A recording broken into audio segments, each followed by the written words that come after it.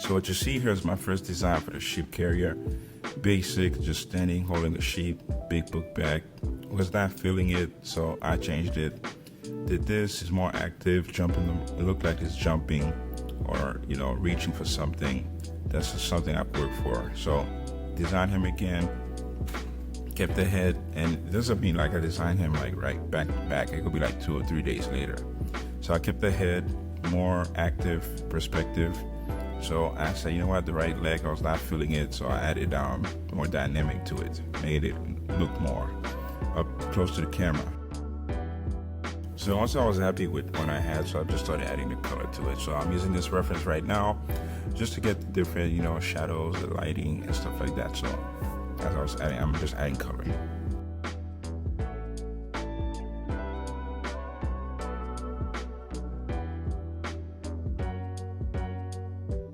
So once I was done with the face, I just went to the ears, you know, and then I said, you know what, let me add some details to the face.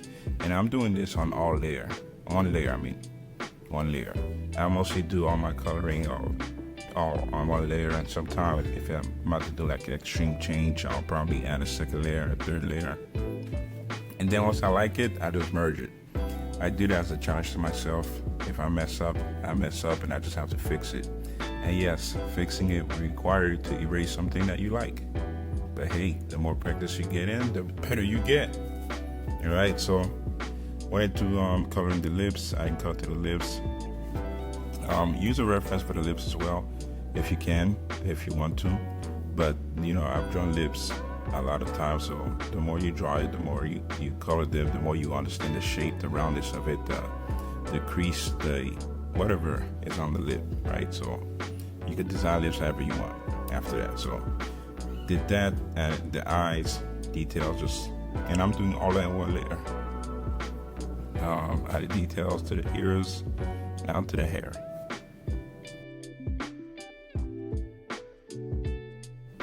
So once I was done with the solid color of the hair, if you notice, a lot of times that what I would do, put the dark colors down first and then go in to start adding the light colors. I just like doing it that way.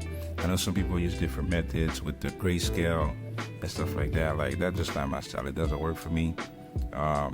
You draw however you like, but that's just not me. It doesn't work for me. So that's what I like. So then, you know, after I had the little details to the hair, I started working on the gold rings. So I was like, I want this character to have gold rings. And I looked up a reference real quick of a gold ring and saw the reflections, the shadows, the fractions, all that stuff, right? So I said, all right, you know, I got this.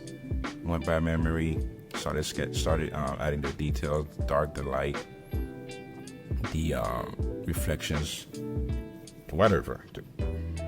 Started adding all that, and I was like, oh, it's looking pretty good. It's nice, right? So once I was ready for the arm, I said, you know what, let me start getting a reference for it. It took me a while to find something that I liked, but I did find something close to it. I did extend the left arm because compared to the right arm, it was short.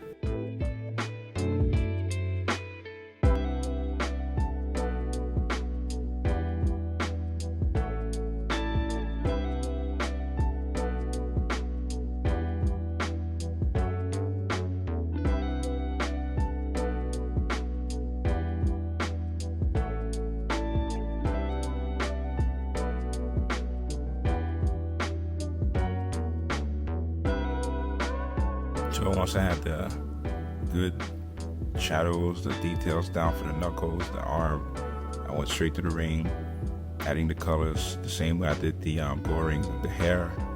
And then I went on to the right arm. I really had a fun time coloring this character, adding color to this character.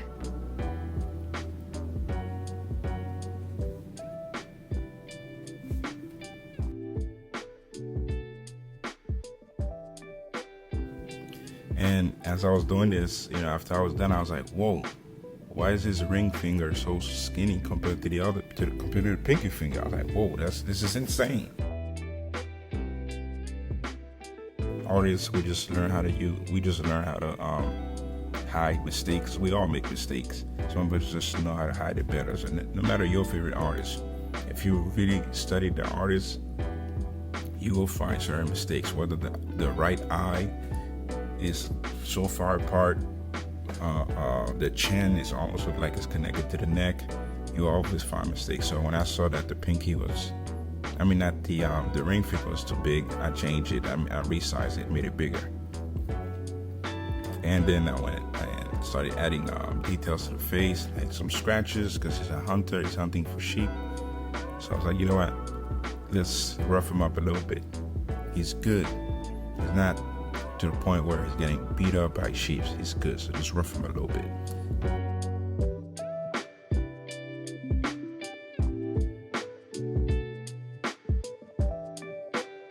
So since his beard was tied, I decided to use paracord as my reference, because that's more like a outdoor lifestyle kind of thing.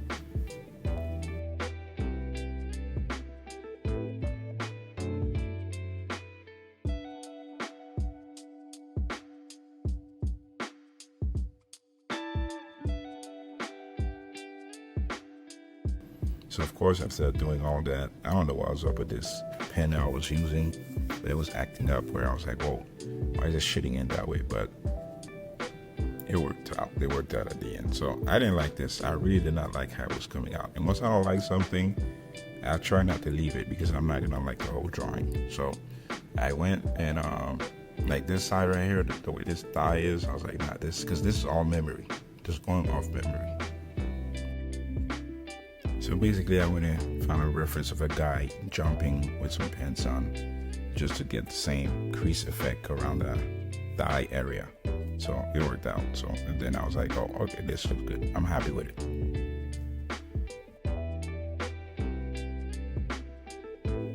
For the shirt, I did look at some folds on fabric and just seeing where the shadows were, how the light was reflecting.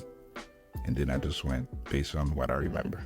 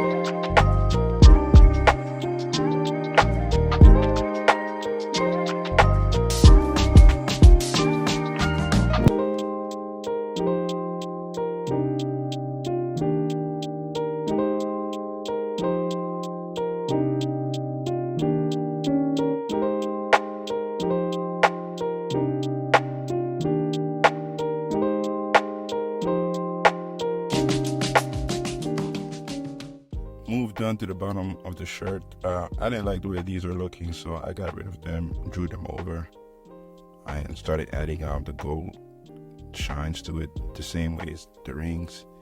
There was a part I did not really like, but since I was using one layer, of course, I didn't really want to go back and redraw it, but you gotta do it. If you don't like it, if you're not happy with something, don't just leave it. So I went ahead and I fixed this ring that's to the right, because it was looking bent. Well, not a ring, sorry, the fringe. Fixed that, and then I continued on after. You will see that it's not fixed now, but I did eventually fix it.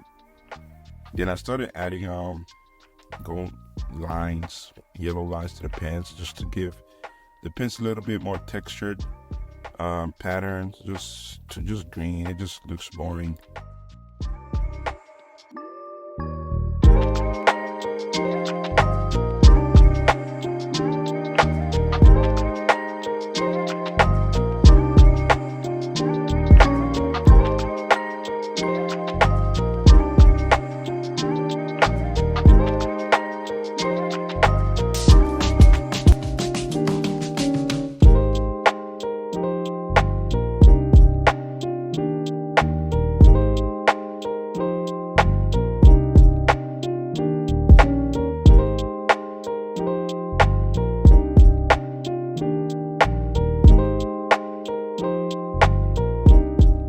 Now the sheep was a little different because I don't usually draw animals, so I had a hard time drawing the face. This was the first style that I was going for. I didn't like the forehead with the eyes, so I wasn't feeling it. Changed it.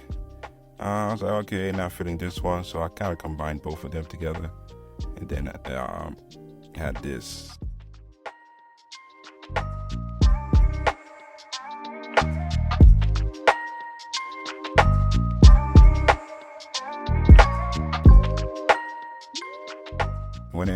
When I was done, I started adding details to the shirt, like loose threads, kind of give it that loose, I don't know, rough, without sleeve shirt looking style. So I started adding some wear and tear to the pants because, it was looking too clean. That I did on top of a layer because if I didn't like it, I was just going to get rid of it.